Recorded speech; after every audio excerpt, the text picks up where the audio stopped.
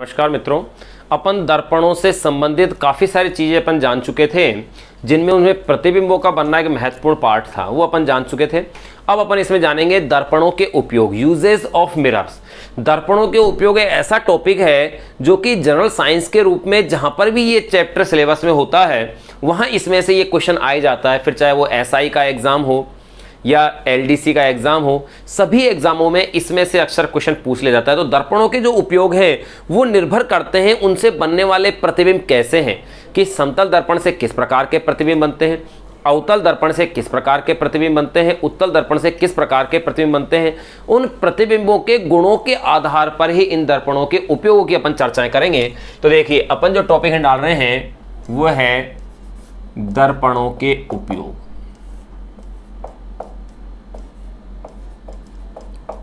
दर्पणों के उपयोग यानी कि यूजेस ऑफ मिरर्स। देखिए, दर्पणों के उपयोग में अपन सबसे पहले इनको सीक्वेंस से अपन जान लें, चाहे समतल दर्पण से भी ले सकते हैं। तो देखिए, नंबर 1 सबसे पहले मैं उपयोग की जो बात कर रहा हूं, चलो नंबर फर्स्ट कर देते हैं। नंबर फर्स्ट के अंदर मैं ले लेता हूं इसके अंदर समतल दर्पण। समतल दर्पण के उपयोग, देखिए समतल दर्पण का सबसे पहला और जो कॉमन यूज है वो तो होता है चेहरा देखने में। चेहरा देखने में काम आता है। इसके अलावा पेरिस्कोप,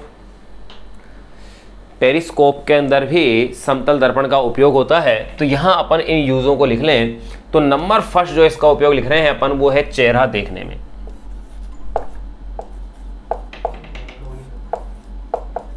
चेहरा देखने में एक तो उपयोग अपन ने ये लिख लिया। सेकंड जो उपयोग है वो इसका महत्वपूर्ण है, इसे आप विशेष स्पेशली याद रखना।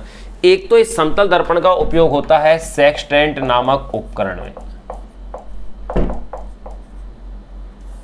सेक्सटेंट एक ऐसा उपकरण होता है जिससे दूर की वस्तुओं की कोणीय दूरी मापी जाती है, यानी कि इमारतें होती हैं, मीनारें होती हैं ऊंची ऊंची, उनकी ऊंचाई ज्ञात करने में काम आता है। यूँ कह सकते हैं दूर की वस्तुओं की कोणीय स्थिति ज्ञात करने में काम आता है सेक्सटेंट।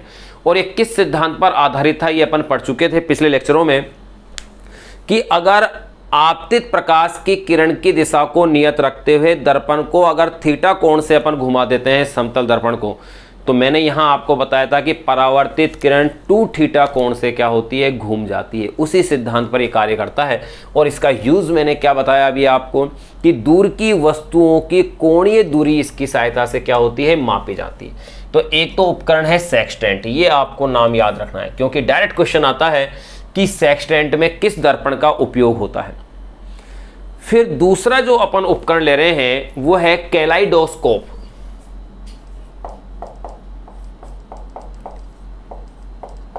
कैलाइडोस्कोप,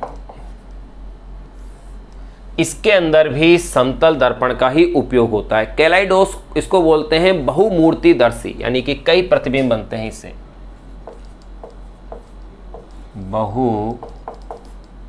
बहुमूर्तिदर्शी कैलाइडोस, एक इसके अंदर भी इसका उपयोग है। तो भैया ये याद रखने हैं आपको, एक तो सेक्सटेंट के अंदर उपयोग होता है समतल दर्पण का, एक उपयोग अपन पढ़ रहे हैं कैलाइडोस्कोप के अंदर।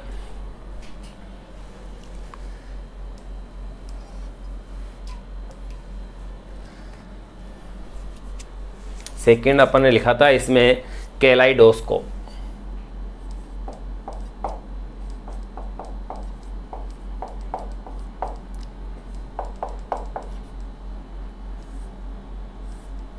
कैलाइडोस्कोप, इसके अंदर इसका उपयोग है। इसके अलावा इसका जो उपयोग होता है वो है पेरिस्कोप।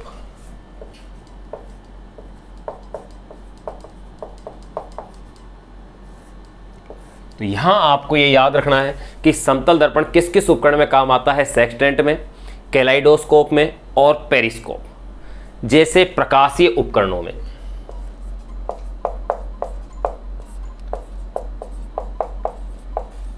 जैसे प्रकाशीय उपकरणों में। तो देखिए दो उपयोग अपन जान चुके हैं, पहला चेहरा देखने में, दूसरा इन प्रकाशीय उपकरणों के नाम याद रखना इंपॉर्टेंट है। फिर जैसे प्रकाश उपकरण, तीसरा अपन उसका जो उपयोग देख रहे हैं समतल दर्पण का, वह है तीक्ष्ण मोड़ पर दूसरी ओर से आ रही वस्तुओं को देखने में। तीक्ष्ण मोड़ पर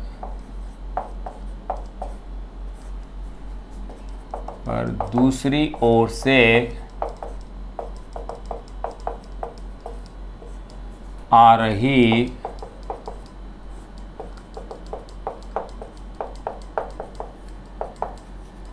वस्तुओं को देखने में इसका क्या किया जाता है उपयोग। तो यहां अपन ने समतल दर्पण के उपयोग जान लिए।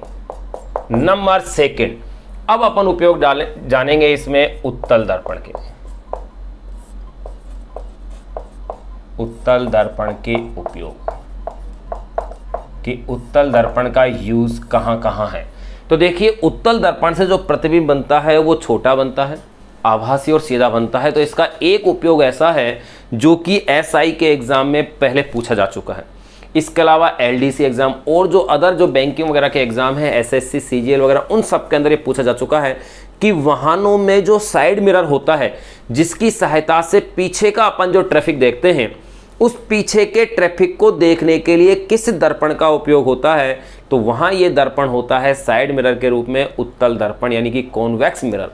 ये उपयोग आपको विशेष याद रखना है उत्तल दर्पण का। तो देखिए नंबर 1, पहले अगर मैं इसके उपयोग की बात करूं उत्तल दर्पण की, तो यह है वाहनों में साइड मिरर के रूप में।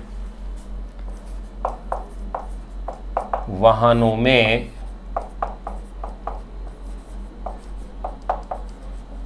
साइड मिरर के रूप में, वाहनों में किसके रूप में यूज आता है, ये साइड मिरर के रूप में यूज आता है, या यूं कह सकते हैं साइड मिरर के रूप में पीछे का ट्रैफिक देखने में। वाहनों में साइड मिरर के रूप में पीछे का ट्रैफिक देखने में इसका उपयोग किया जाता है। तो पहला यूज मैंने ये लिख दिया है। सेकंड यूज, अगर दूसरे अपन इसके उत्तल दर्पण की और दूसरे उपयोग की अगर अपन बात करें तो सड़क पर लगे बल्बों के साथ परावर्तक के रूप में इसका उपयोग होता है। सड़क पर लगे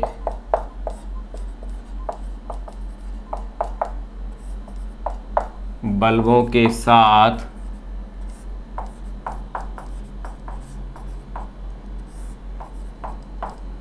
परावर्तक के रूप में, यहां इसका उपयोग हो गया। अपने दो उपयोग जान लिए हैं।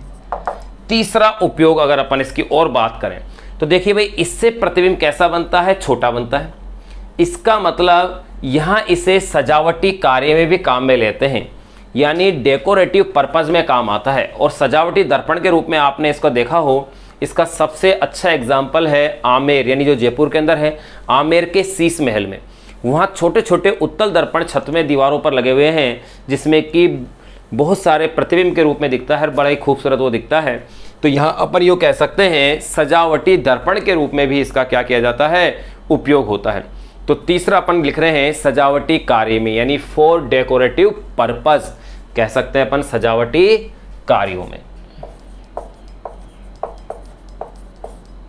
सजावटी दर्पण के रूप में, सजावटी दर्पण के रूप में भी इसका क्या किया जाता है, उपयोग किया जाता है। चौथा उपयोग और अपन इसका लिख सकते हैं, वह खतरनाक जो मोड़ होते हैं। आपने कई बार देखा होगा जो डबल डेकर जो बस होती हैं, 2 मंजिला जो बसें होती हैं, बड़े जो वाहन होते हैं, उनमें आगे की ओर और दर्पण, 2 दर्पण इस तरह से लगे हुए होते हैं, जो कि पीछे के टायरों की स्थिति देखने में काम आते हैं। वो दर्पण भी एक्चुअल में कैसे होते हैं, उत्तल दर्पण होते हैं। तो मैं नंबर 4 में जो लिख सकता हूं वो है खतरनाक मोड़ और 2 मंजिली बस में सुरक्षा दृश्य दर्पण के रूप में। खतरनाक मोड़ वे, खतरनाक मोड़ वे 2 मंजिला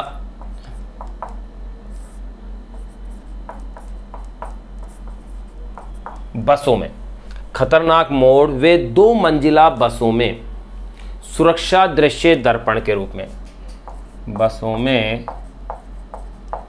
सुरक्षा दृश्य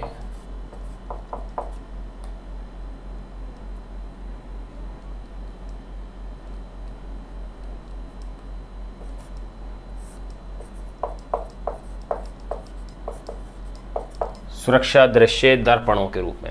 तो यहां अपन ने उत्तल दर्पण के भाई 4 यूजेस तो अपन ने देख लिए हैं, 4 उपयोग अपने जान लिए हैं। एक उपयोग और अपन लिख सकते हैं नंबर 5, वो है उठाईगिरी, यानी एंटी सॉपिंग जिसे कहते हैं, एंटी सॉफ्लिफिंग। उठाईगिरी से बचने के लिए क्या करते हैं दुकानदार, अपने पास एक छोटा सा उत्तल दर्पण लगाते हैं, जिससे कि वहाँ जो कस्टमर है, ग्राहक है, वो क्या हरकत कर रहा है वो उस दर्पण में उसे दिख जाता है। क्योंकि उत्तल दर्पण से प्रतिबिंब कैसा बनता है, आभासी और सीधा बनता है, छोटा बनता है, पूरा दृश्य उसके अंदर नजर आ जाता है। वर्तमान में जो एटीएम मशीन है उसके साथ भी उत्तल दर्पण को लगाया जाता है। तो अपन कह सकते हैं उठाईगिरी का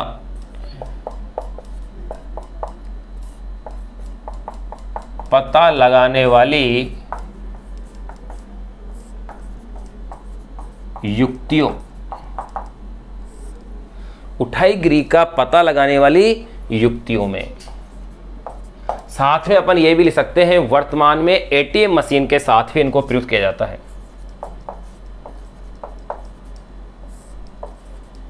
वर्तमान में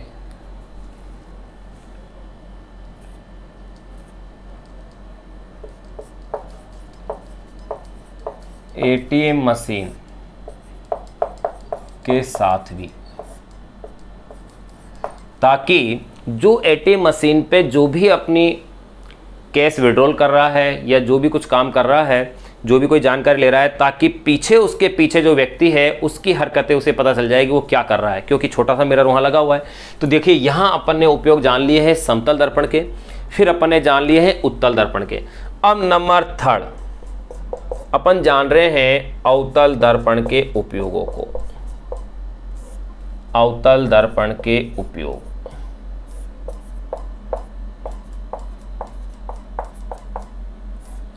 uses of concave mirror.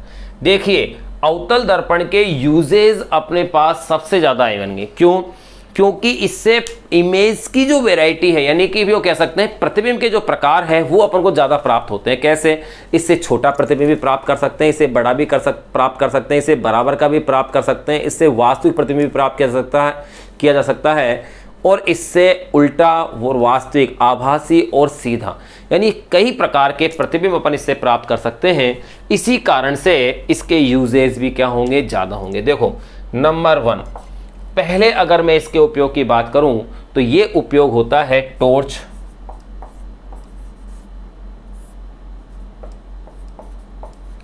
Searchlight,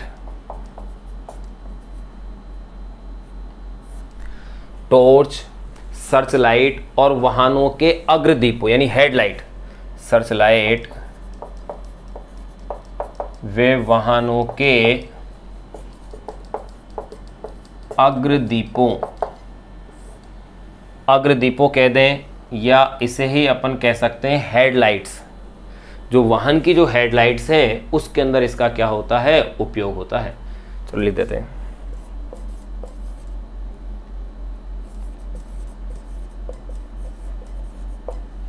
headlights, इसके अंदर इसका क्या होता है, उपयोग होता है। तो मैंने क्या लिखा पहला, टॉर्च, सर्चलाइट वे वाहनों के अग्रदीपों यानी कि हेडलाइट्स में प्रकाश का शक्तिशाली, में प्रकाश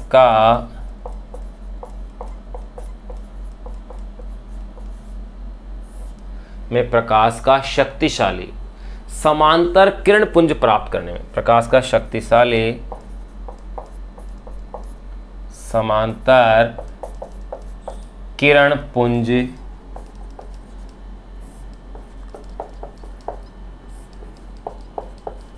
प्राप्त करने में इसका उपयोग किया जाता है। तो पहला उपयोग ये अपन ने जान लिया है। दूसरे उपयोग की अगर अपन इसकी बात करें अवतल दर्पण की, तो अपन यूँ कह सकते हैं सौर भट्टी और सौर जो कुकर होते हैं उसमें भी इसका उपयोग होता है। तो सेकंड यूज अपन लिख सकते हैं सौर भट्टियों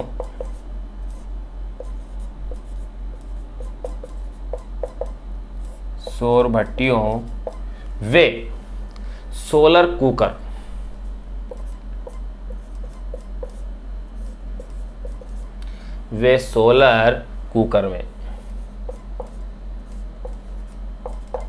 में इसका उपयोग होता है। तीसरा यूज और अपन इसका लिख लें कि इसे डेंटिस्ट मिरर भी कहते हैं। जो डॉक्टर जो है अपने दांतों की जांच करने के लिए जो छोटा सा दर्पण काम में लेता है वो एक्चुअल में क्या होता है, अवतल दर्पण ही होता है, क्योंकि उससे वांछित प्रतिबिंब वो प्राप्त कर सकता है।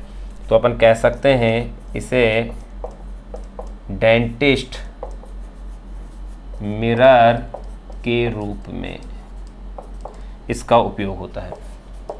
चौथे यूज की अगर अपन बात करें तो अपन यूँ कह सकते हैं जो सेविंग मिरर होता है, जो हजामत बनाने के लिए काम आता है, दर्पण हजामत बनाते समय जिस दर्पण का अपन उपयोग करते हैं वो मिरर भी क्या है, अवतल दर्पण होता है।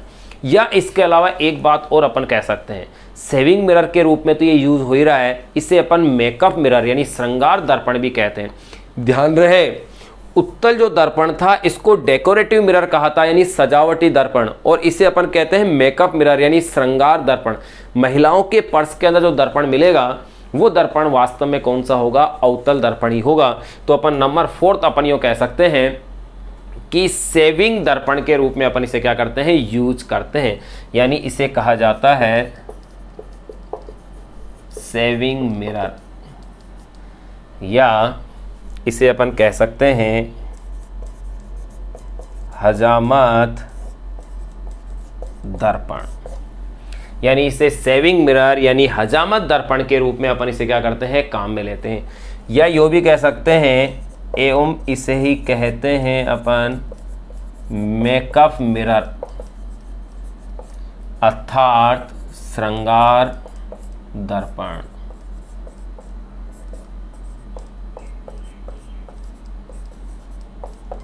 श्रृंगार दर्पण के रूप में भी इसका उपयोग होता है, जबकि उत्तल दर्पण का जो उपयोग था वो सजावटी दर्पण के रूप में था, और इसका उपयोग किस रूप में है, श्रृंगार दर्पण के रूप में है। तो यहाँ अपन ने इसके कितने यूज जान लिए हैं, 4 अपन ने यूजेज अपन ने इसके जान लिए हैं। फिर अपन बात करेंगे नंबर 5, नाक, कान, गला, इनकी जांच करने के लिए भी डॉक्टर जिस दर्पण का उपयोग करता है वो दर्पण भी वास्तव में कैसा दर्पण है, अवतल दर्पण है। तो अपन यूँ कह सकते हैं कि डॉक्टर द्वारा आंख, नाक, कान इत्यादि के आंतरिक भागों को देखने के लिए परावर्तक की भांति जिस दर्पण का उपयोग होता है वो दर्पण ही कैसा है, अवतल दर्पण है। तो यूँ आप कह दीजिए डॉक्टरों द्वारा नाक, कान,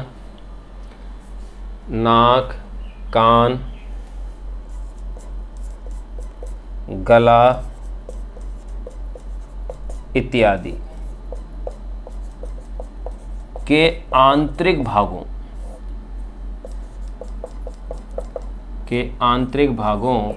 की जांच हेतु डॉक्टरों द्वारा नाक, कान, गला इत्यादि के आंतरिक भागों की जांच हेतु भी इस दर्पण का उपयोग किया जाता है। देखो 5 उपयोग तो अपन इसके लिख चुके हैं भाई। इसके अलावा और उपयोग आ सकता है परावर्तक दूरदर्शी यानी जो रिफ्लेक्टिंग टेलीस्कोप होता है। वैसे धरना टेलीस्कोप, माइक्रोस्कोप, इनके अंदर मुख्य रूप से उपयोग होता है लेंसों का, लेकिन परावर्तक दूरदर्शी में दर्पण का उपयोग हो रहा है अवतल दर्पण का, और वो भी उपयोग होता है अभिदृश्यक के रूप में, यानी कि उसके जो पहला वाला जो वस्तु की ओर वाला जो भाग होता है यानी जो लेंस होता है उसके रूप में इसका उपयोग किया जाता है उसके स्थान पर। और परावर्तक दूरदर्शी, ध्यान रहे, अपवर्तक दूरदर्शी से क्या होता है, श्रेष्ठ होता है। तो अपन ये लिख सकते हैं नंबर 6 में परावर्तक दूरदर्शी यानी कि रिफ्लेक्टिंग टेलीस्कोप में यहाँ अपन ने इसके क्या देख लिए हैं, उपयोग देख लिए। देखिए भाई, ये टॉपिक आपका वेरी इंपॉर्टेंट टॉपिक है। जनरल्स जितने भी एग्जाम्स हैं जहाँ पर कि जनरल साइंस आती है, वहाँ सबके लिए इंपॉर्टेंट है। आप इसको लाइक, शेयर और सब्सक्राइब करना ना भूलें ताकि सभी विद्यार्थी इसका लाभ ले सकें। धन्यवाद।